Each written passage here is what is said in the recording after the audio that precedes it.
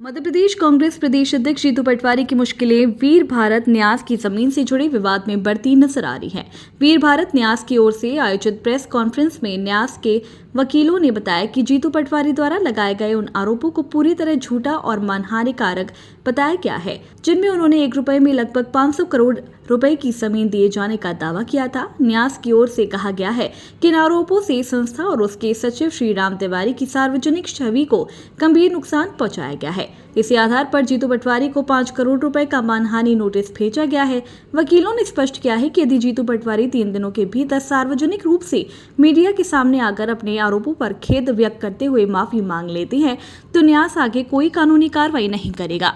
अन्यथा उनके खिलाफ विधिक कार्रवाई की जाएगी। वीर भारत न्यास के सचिव हैं और साथ साथ में सांस्कृतिक सलाहकार भी हैं। इनके विरुद्ध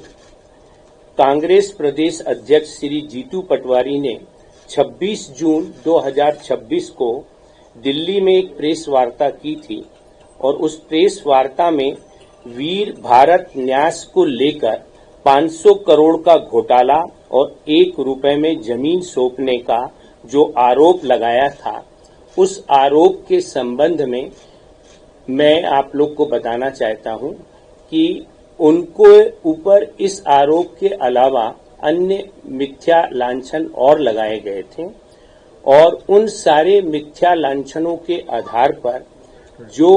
उनके ऊपर आरोप लगे, उनकी प्रतिष्ठा को बहुत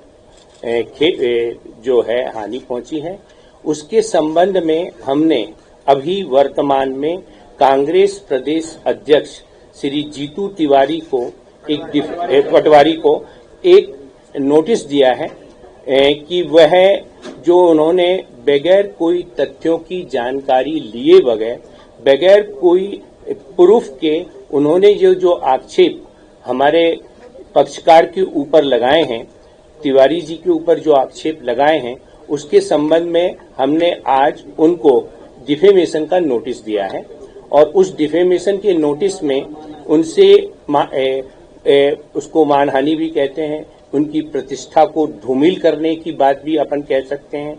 इन सारी बातों को लेकर हमने उनको एक नोटिस जो है आज दिया है और वह नोटिस उनको शीघ्र मिल जाएगा,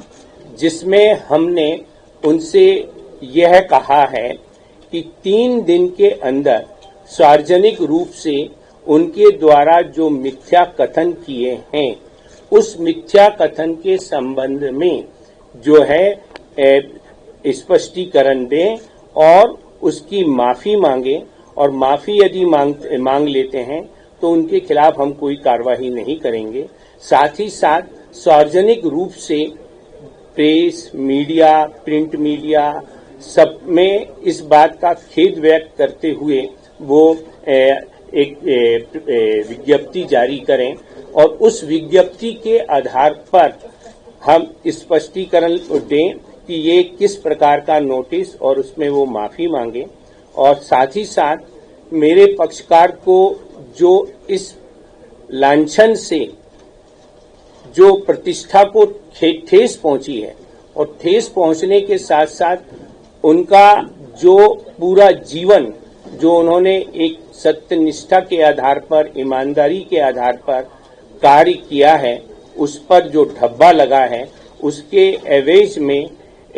हमने उनसे 5 करोड़ रुपए की क्षति भी मांगी है। भोपाल से आदित्य सराठी की रिपोर्ट।